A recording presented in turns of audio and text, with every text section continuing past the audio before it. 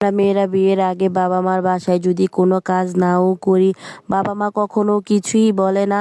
আর বিয়ের পর শ্বশুর শাশুড়ির বাসায় এই সকাল থেকে সন্ধ্যা পর্যন্ত যদি কাজ করি তারপরও বদনামের অভাব হয় না। যাই হোক, আমি নাসরিন ইসলাম আজকে একটা সুন্দর রান্নাবান্নার ব্লগ ভিডিও নিয়ে আপনাদের সামনে চলে আসলাম। আজকে আমি কি কি রান্না করব সেগুলোই আপনাদের সাথে শেয়ার করব, আর কিছু গুরুত্বপূর্ণ কথা বলবো।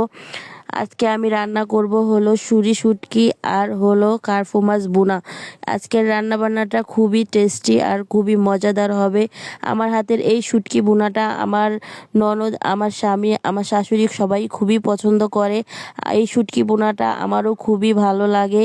এভাবে আমি শুটকি ভুনা করলে ঘরের সবাই চেটে পুটে খায়। এই তো আমি আজকে শুটকি ভুনা করব, তার জন্য আমি আগে কিছু রসুন কুচি, কিছু পেঁয়াজ কুচি নিয়ে নিলাম। আমি একটা পাইপিন বসিয়ে তারপর পাইপিনে কিছু তেল দিয়ে পেঁয়াজ, রসুন, শুটকি সব কিছু দিয়ে ভালো করে ভেজে আমি শুটকিগুলা দিয়ে দিলাম।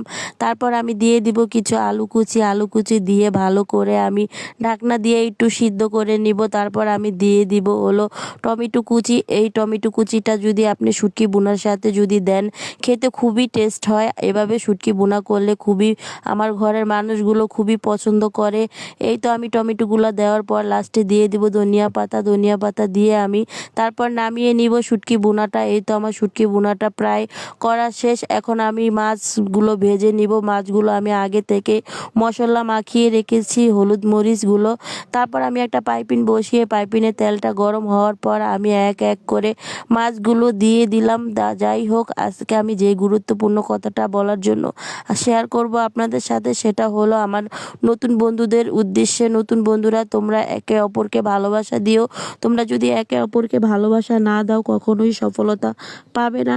তোমাদের এঙ্গেজমেন্ট বাড়বে না, ফলোয়ার বাড়বে না, কোনো কাজই হবে না। আমরা বন্ধুরা একে অপরকে ভালোবাসা দিয়ে সামনে এগিয়ে নিয়ে যেতে হবে, কারণ তুমি একা একা তোমার আইডিটাকে তুমি কিছুই করতে পারবে না। তোমার আইডি কখনোই একা একা বড় হবে না। তোমার আইডি বড় করার জন্য তোমার অন্যজনকে ভালোবাসা দিতে হবে, অন্যজনের কাছ থেকে ভালোবাসা নিতে হবে, তাহলে তো তোমাদের আইডি বড় হবে, তাই না? তোমরা একটা কাজ করো, ভিডিও না দেখে না শুনে ভিডিওটা টান দিয়ে উপরে উঠিয়ে দাও।